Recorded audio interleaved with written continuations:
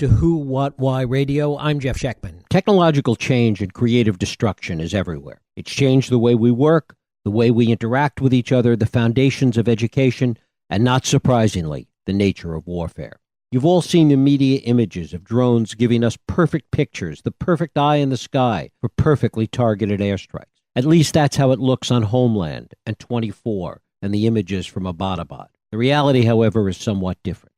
Less than clear images, imperfect targeting that kills civilians, increasingly complex equipment, and lower barriers to entry with respect to drones that will make them available to nations everywhere. Soon, surveillance or death from above will become as easy as the delivery of a package. It's a scary future, and one that my guest Andrew Cockburn writes about in his new book, Kill Chain. Andrew Cockburn is the Washington editor of Harper's. He's the author of many books and articles, including Rumsfeld, and it is my pleasure to welcome Andrew Cockburn here to talk about Kill Chain, the rise of the high-tech assassins. Andrew, thanks so much for joining us. Great to be with you. Great to have you here. Certainly the idea of wanting to automate warfare has been around a while. You talk in terms of some history. We were trying to automate warfare even back in Vietnam. Absolutely. We had, it was the first great effort in that direction. Because as you probably remember, the big problem for the U.S. effort in war in Vietnam, or in South Vietnam, was that the North Vietnamese were sending resupplies down the Ho Chi Minh Trail through the jungles of Laos. So a bunch of basic nuclear physicists, sort of eggheads, came up with this scheme that to cover the Ho Chi Minh Trail, the jungle, with sensors that could smell people, could listen to people, sense their movements, all the vehicles' movements, even smell them, or in terms of smell the ammonia from their urine. And this was and then all these sensors would send signals back to a giant computer in a base in Thailand, which would then figure out, exactly what this was. It was a North Vietnamese supply column, and send planes and even drones to demolish them. But the trouble was, like a lot of all this automated high-technology warfare business, it didn't work because, first of all, the enemy figured out what was going on and started, taking countermeasures. Like they would send some trucks to sort of run up and down a road to nowhere miles away to fool the computer, or they would they would fool the sniffers by hanging the relevant material, in trees hundreds of miles away. And it turned out that this multi-billion-dollar effort couldn't even fail to spot an entire army that made its way down for an offensive in 1972, after which the U.S., the Air Force, kind of gave up and folded the thing. And the next big effort, really, where drones were used with some consistency and even some would argue some success, although it had problems, was in the Balkans. Talk a little about that.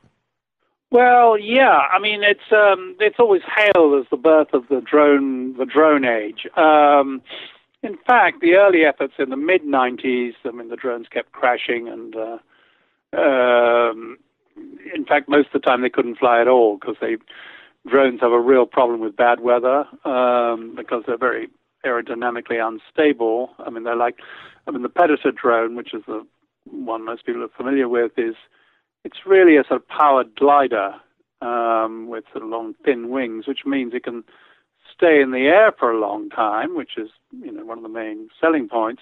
But it's highly unstable and, crashes very, very easily. In fact, half of all the Predators ever built have crashed. So, then in the Kosovo War in '99, again, it was like a big deal. At last we can have this wonderful sort of bird's eye view of the battlefield at all times. In fact, as I described in Kill Chain, the NATO commander, General Wesley Clark, he became completely hypnotized by drone pictures, and he'd spent hours. People who worked with him have told me this. He'd spent hours in his office, in his headquarters, when he was meant to be running a war, looking at drone, pictures from a drone flying over Kosovo. And he actually, on at least one occasion, he rang up the air commander, who was a three-star general, Mike Short, and said, "Hey, Mike, what are you going to do about those two tanks at the end of that bridge I'm seeing on the picture on my Predator feed?" So it was absurd, really, that they were so sort of exciting to be able to watch a drone picture that they just gave this microscopic view of the battlefield, and as it turned out, pretty misleading. So, it's hailed as the birth of drone warfare, but in fact there were some pretty strong warning signs even at that time.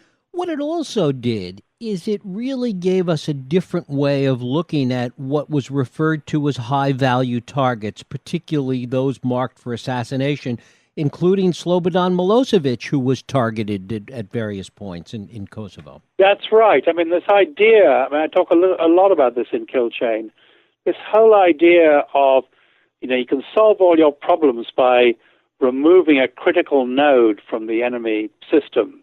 And originally it was like things like bridges or, power station or something. And then really, certainly by the first Gulf War and a lot more during the Balkan War, it became people. And they really, this has never been officially admitted, but I know from people who were involved in the targeting that Slobodan Milosevic, the Serbian leader during the Kosovo War, he was a target. They thought if we get rid of Slobo, all our problems will be solved. And so they bombed his house, and they were trying to find out his whereabouts at any particular time. That's when they've had the first set up the high-value targeting cells in the Pentagon and CIA and other intelligence agencies, whose specific job was to follow people, to draw up, the targeting information on people, specific leaders, so you could get them. And that's now become there are now thousands of people involved in this. That's why I can call them the high-tech assassins. And of course, 9/11 gave birth to a whole new industry with respect to drones and targeting both of people and geography, beginning with Osama bin Laden. Well, that's right. In fact, the thing that really gave us the armed drone, the missile-firing drone, was they were flying the CIA in 2000. The CIA was flying unarmed Predator across Afghanistan, and they were looking for Osama bin Laden even then, because they actually did know he was a threat. And at a place he was known to frequent, a place called Tarnak Farms, the drone came back with pictures of which all he could see, and this is so much for as you mentioned at the beginning, the 24 or Homeland images.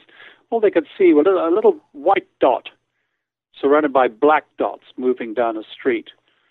And this was a place that Osama might be. Ergo, the white dot was Osama, and the black dots were his bodyguard. I even heard analysts talking about how the black dots were being deferential to the white dot.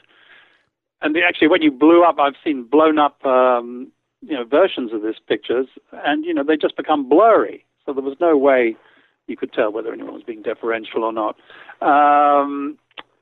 But they said, "Oh my God, if we'd only had a missile on that drone, we could have taken out Osama bin Laden. Our problems would be solved."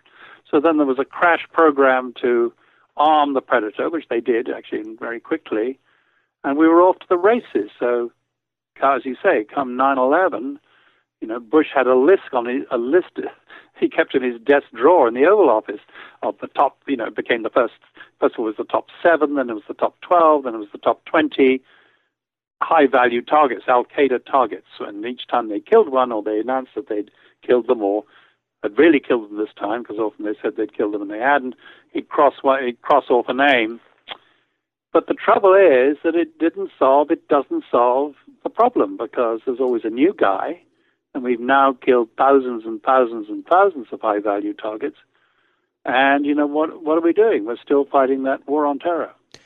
One of the other things that it did is it gave birth or expanded this idea that you talk about in the title of a kill chain, the idea that when one of these targets was spotted, that there was a process that would go on as to who gave the orders for this to happen. And part of that was based on the number of civilians that might be casualties. Well, right. That was particularly in the invasion of Iraq. They, whatever they said to the rest of us, they knew themselves that they were killing or going to kill a lot of civilians, particularly in the hunt for Saddam Hussein. There was a very intense effort, with its own high value targeting cell to find Saddam and to kill him. And in fact, that's how the invasion started. They attacked a farm compound south of on the edge of Baghdad, where he was reported to be hiding with his family in a bunker, with his sons in a bunker. And so they targeted that. They killed a lot of people, but they didn't kill Saddam because he wasn't there. And in fact, there wasn't a bunker. The intelligence on these things is often very squishy. Anyway, so the edict came down. Once people stood on the spot, started to point out that they were killing a lot of civilians, there was a rule put in place that if you thought your strike was going to kill 29 or fewer, collateral damage, then that was okay. You could just go ahead. But if it was 30 or more, then you had to ask permission. Can we kill 30 or more people? And the question went up to Donald Rumsfeld himself, who had to give the sign off on this. But that was okay because he actually never said no. It was always okay to go ahead. So, it's this macabre kind of arithmetic. 29 okay, 30 not okay. Have to take a little, ask permission, then it's okay. One of the other aspects of this is this whole idea of a kill chain gave rise to a whole bureaucracy involved in this drone program. And one of the objects, and it's the irony in it, I suppose, the bureaucracy kept getting bigger, and the desire to shorten the time involved in the kill chain, they always wanted to make that smaller. That's right. The kill chain, for the bombing attacks, those attacks on Saddam in Baghdad I just mentioned, the kill chain was about 40, sometimes 45 minutes. And, it took that long to sort of process the intelligence, to get the bomber on station, to, spin up, to launch the attack. From the moment the decision, okay, he's there, we're going to get him. So the great attraction, supposedly, of drones is you have the drone and it's looking at whatever it might be, a farmhouse in Pakistan, and they see what they think is the Mr. Big, the high-value target, and bang, you launch the missile, and so you have a kill chain of seconds. But it never works. It does work sometimes, but as so often you get the wrong person, or he's not there, or whatever. To implement all this, as you say, as I talk about it in the book Kill Chain, there's this huge bureaucracy. It's now called, or it's been called, the disposition matrix, which is kind of a creepy bureaucratic term. So before the final list goes to the president, who rather bizarrely likes to reserve for himself the decision on, whether to kill a specific person, there's a sort of bureaucracy, there's a sort of big video meeting of around 100 people from various intelligence agencies who decide. Below that, there's the National CounterInsurgency Center. That is involved. That's part of the disposition matrix. And below that, you have the CIA, you have the Counterterrorism Center, where targeting, i.e. targeting people, is now a whole career track on its own. You can spend your entire time at the CIA, your entire career until you retire, targeting people. In other words, facilitating, to be, if you want to use the polite term, targeted killing, or, what most people used to call assassinations. And so now we have this huge bureaucratic interest in keeping this whole thing going. Talk a little bit about the ways in which these drone strikes have been part of the counterinsurgency effort, even some of the stuff that David Petraeus was talking about. Yes, well, the counterinsurgency, or COIN, as they like to call it, that General Petraeus, made his name with, was the whole idea that you sort of don't go out and whack the whole population. You try and get the bulk of the population on your side by, being nice and digging wells and, as I say, attempting to win over the uncommitted part of the population. But side by side, if you look at the COIN manual that Petraeus takes credit for, you'll see that actually targeting enemy leaders is part of that.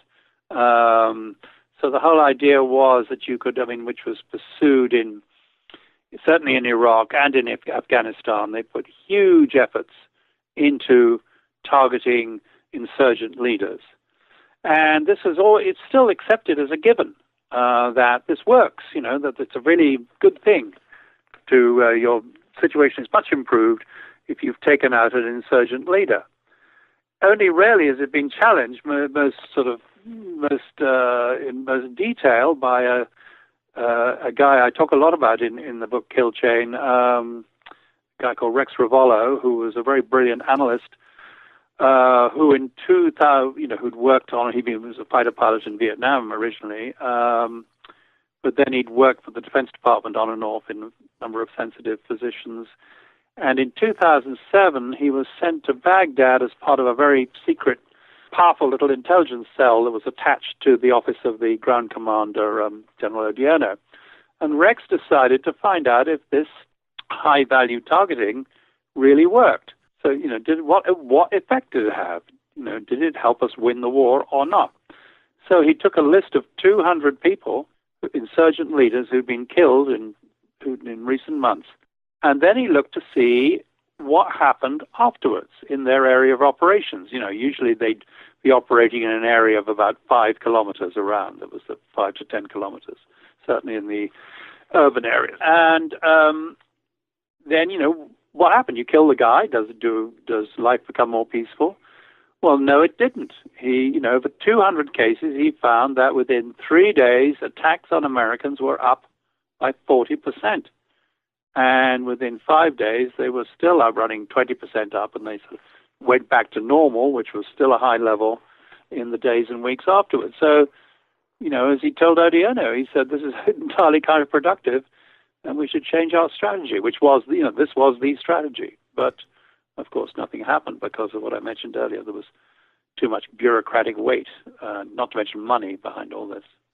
The other aspect of this is not only did it not have an impact in taking out some of these targets, but the blowback from it in terms of civilian death was something that made the situation in many cases worse. And you talk about some examples of that. Well, right. I mean, I talk about it a lot in Kill Chain about in Pakistan and in Yemen, where the two countries that we've principally, apart from Afghanistan and Iraq, where we were actually officially at war, in Pakistan and Yemen, where we were supposedly not at war, it's had huge blowback in people. In those places, people just want to be left alone, and they, in those countries where people are in any way very poor and trying to sort of get by is basically the main interest in life. And then suddenly to have these, to them, it seems almost random. I mean, it's, they all know, okay, well, that guy was a bad guy and you got him. But then they, what draws their attention is the collateral damage, which have been very considerable numbers. I mean, in Pakistan, for instance, I think there are 1,600 people we've killed that we don't even know the names. So far from them being, named enemy leaders, which is what people think we're doing. We don't even know who we killed.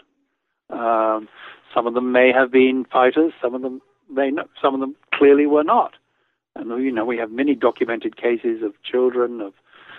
I'm thinking particularly it was a Pakistani family in the tribal areas, and their granny, the children's granny. They talked about this in Congress, that their granny had been killed by a drone while she was out collecting firewood.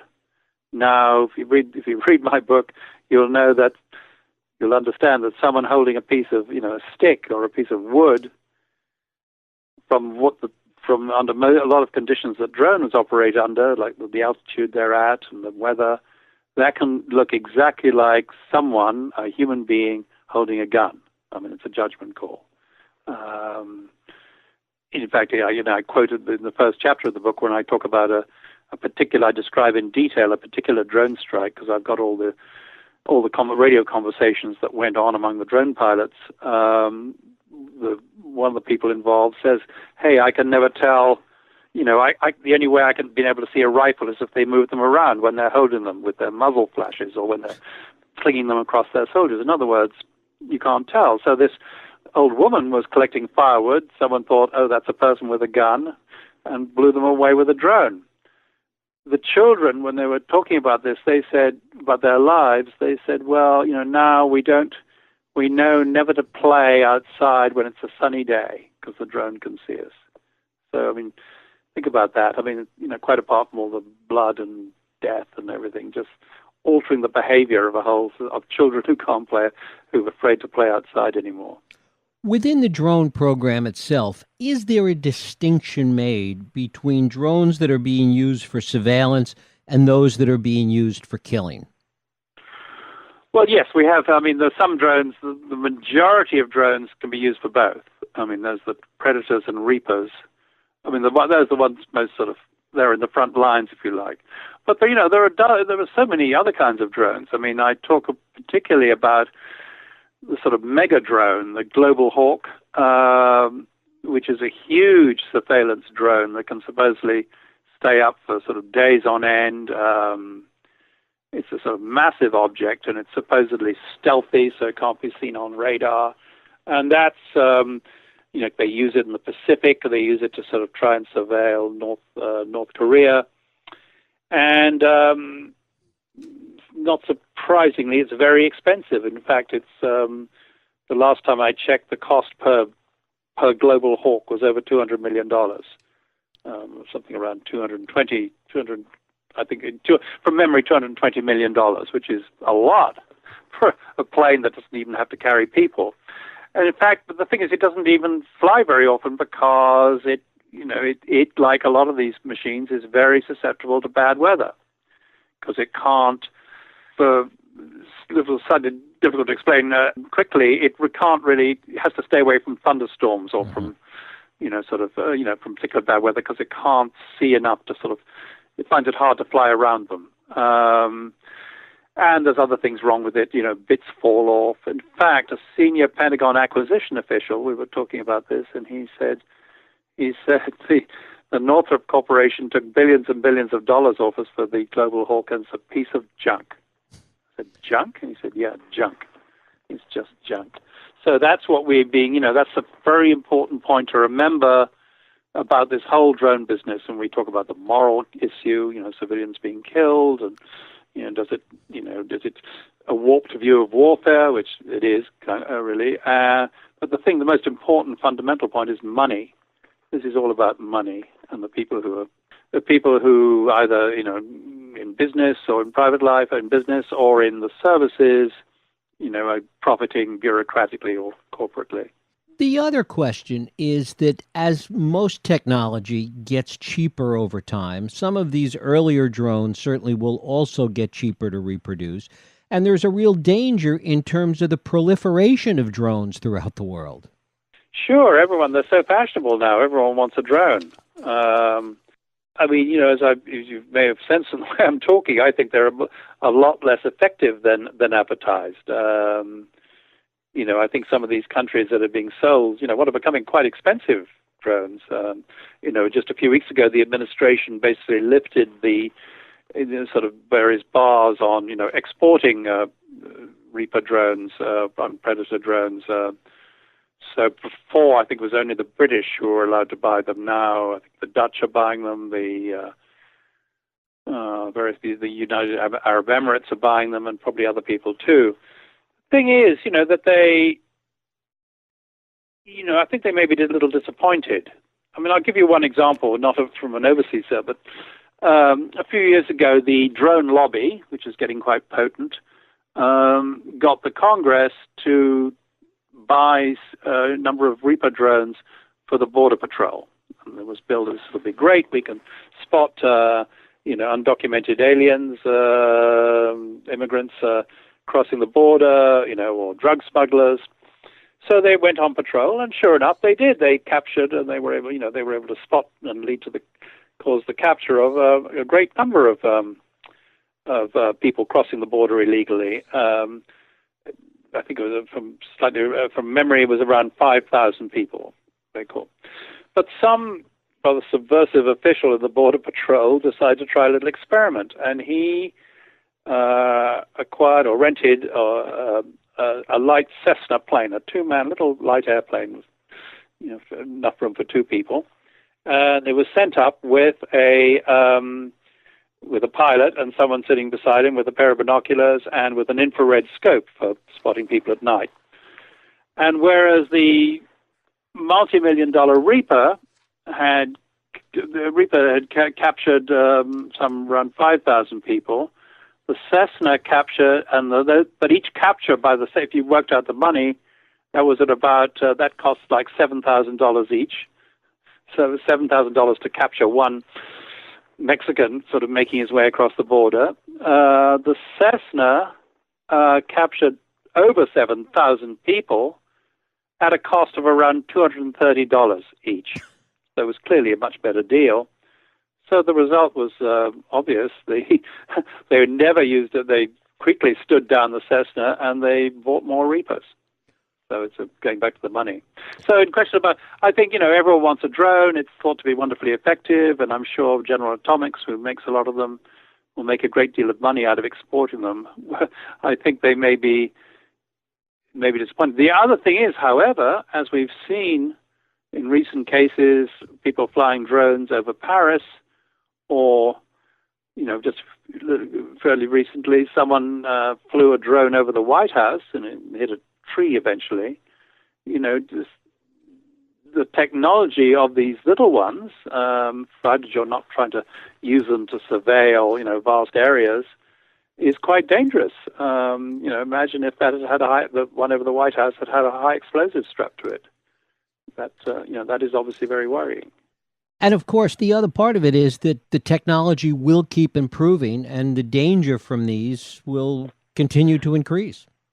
Well, it will. I mean, it's part of the thing is them becoming cheap. The danger, I'd say the danger, yes, I mean, the danger of them, I'm more scared of them, thinking about them when I'm flying into, National Airport here in D.C., because, where the technology is really improving is in these sort of little domestic drones that, anyone can buy. You can get them on Amazon or anywhere else, and and be flying, they're not that hard to control, very easy to control, in fact, and they're those ones with 4 little rotors, sort of quadricopter, actually are very aerodynamically stable. They fly very well, so that technology has certainly improved. So that danger has improved.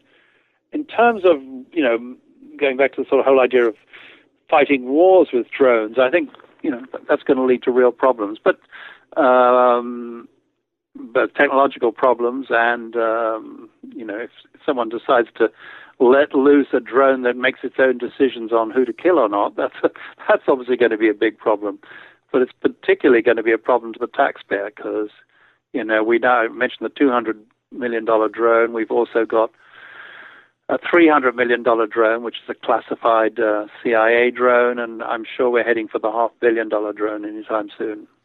Andrew Cockburn, the book is Kill Chain, The Rise of the High-Tech Assassins. Andrew, I thank you so much for spending time with us today.